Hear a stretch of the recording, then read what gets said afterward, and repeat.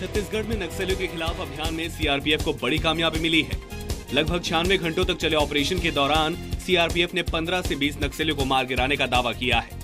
नक्सलियों से मुठभेड़ में एक जवान शहीद हुआ जबकि 2 घायल हुए हैं। सीआरपीएफ ने ऑपरेशन बीजापुर और सुकमा जिले की सीमा पर चलाया। इसमें कोबरा बटालियन के करीब 350 जवान शामिल हुए। इस अभियान के दौरान पहली बार वायुसेना ने सीआरपीएफ जवानों के लिए खाने पीने और दूसरे जरूरी सामानों की सप्लाई की। करीब 15 से 20 माओवादियों का मारा गया, लेकिन साथ में एक ऑपरेशन और चल रहा है कल इलाके में गोपनीय जो है, और हमें पूरा भरोसा है कि वहां भी हमें सफलता मिलेगी। हरियाणा के रेवाड़ी में छेड़खानी के विरोध में तकरीबन 80 स्कूली लड़कियां भूख हड़ताल पर बैठी हैं। आज उनकी भूख हड़ताल का 8वां दिन है। 11वीं और 12वीं में पढ़ने वाली गोटड़ा ठप्पा डहीना गांव की लड़कियों को पढ़ने के लिए 3 किलोमीटर दूर जाना पड़ता है। रास्ता खेत से होकर गुजरता है। बीच में मन चले छेड़छाड़ करते हैं। इनकी मांग है कि गांव में जो स्कूल है उसे 10वीं से बढ़ाकर 12वीं तक कर दिया जाए। हमारा +2 तक स्कूल नहीं बन जाता, हम ऐसे नहीं लेंगे। समाज के असामाजिकता तो थे, वो हमें परेशान करते थे, इसलिए हमारी ये मांग थी कि हमें अपना स्कूल अपग्रेड चाहिए। हमारे आगे बहुत सी छेड़खानियाँ हो चुकी है, जो हम घर वालों से बताते हैं, घर वाले कहते हैं स्कूल छोड़ दो। सुप्रीम कोर्ट में आज फिर 3 तलाक पर सुनवाई होगी। कल हुई सुनवाई के दौरान मुस्लिम पर्सनल लॉ बोर्ड के वकील और कांग्रेस नेता कपिल सिब्बल ने 3 तलाक की तुलना भगवान राम से कर दी। सिब्बल ने कहा कि जैसे मेरी आस्था राम में है और मेरा ये मानना है कि राम अयोध्या में पैदा हुए थे, उसी तरह से 3 तलाक की प्रथा 1400 सालों से चली आ रही है और ये आस्था से जुड़ा मामला है। जो प्रथा इतने सालों से चली आ रही है वो गैर इस्लामिक कैसे हो सकती है। सुप्रीम कोर्ट में सुनवाई के दौरान सुप्रीम कोर्ट ने सिब्बल से राजनीतिक बयानबाजी न करने की ताकीद भी की। बेनामी संपत्ति के मामले में इनकम टैक्स विभाग ने आरजेडी अध्यक्ष लालू प्रसाद यादव के खिलाफ बड़ी कार्रवाई की है।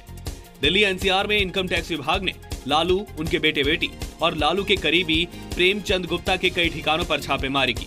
छापे से नाराज लालू ने कहा कि उनकी आवाज को दबाने की कोशिश की जा रही है। हालांकि वित्त मंत्री अरुण जेटली ने कहा कि बिना ठोस वजह के ऐसी कार्रवाई नहीं होती। एक मीडिया कंपनी से रिश्वत लेने के मामले में सीबीआई ने मंगलवार को पूर्व वित्त मंत्री पी चिदम्बरम के बेटे कार्ति चिदम्बरम के घर और दफ्तरों में छापेमारी की।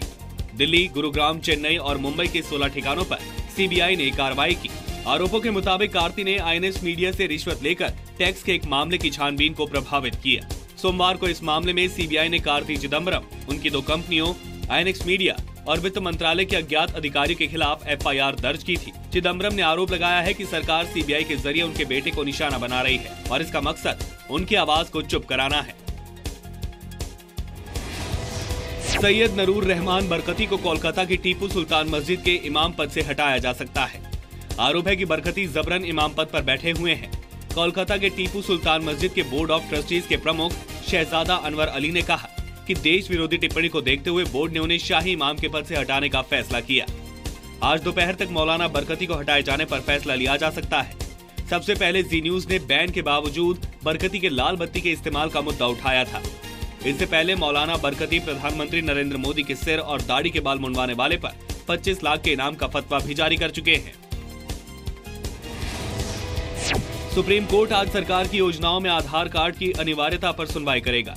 मुख्य न्यायाधीश जेएस खेर की अध्यक्षता में 5 जजों की बेंच इस पर सुनवाई करेगी। याचिका में सरकार को सरकारी योजनाओं के आधार नंबर को जरूरी करने से रोकने की मांग की गई है। आज पश्चिम बंगाल में 7 म्युनिसिपैलिटी में हुए चुनाव के नतीजे आएंगे। 14 मई को हुए चुनाव में बड़े पैमाने पर हिंसा हुई थी। आज जिन सीटों के नतीजे आएंगे उनमें से 4 दार्जिलिंग में हैं। वित्त मंत्री अरुण जेटली ने कहा है कि अब नकद में बहुत ज्यादा ट्रांजैक्शन और टैक्स चोरी करना सुरक्षित नहीं रह गया है। उन्होंने कहा कि नोट बैन के बाद 91 लाख नए लोग टैक्स के दायरे में आए हैं। काले धन पर लगाम लगाने के एक और कदम के तहत सरकार ने ऑपरेशन क्लीन मनी नाम का पोर्टल शुरू किया है। काले धन और टैक्स चोरी के मामलों की पूरी रिपोर्ट को इस वेबसाइट पर सार्वजनिक किया जाएगा। आरएसएस जुलाई में अपनी सालाना समीक्षा बैठक जम्मू में करेगा। ये पहला मौका होगा जब आरएसएस की बैठक जम्मू कश्मीर में होगी। कश्मीर में चल रही अशांति के बीच आरएसएस की इस बैठक को बहुत महत्वपूर्ण माना जा रहा है।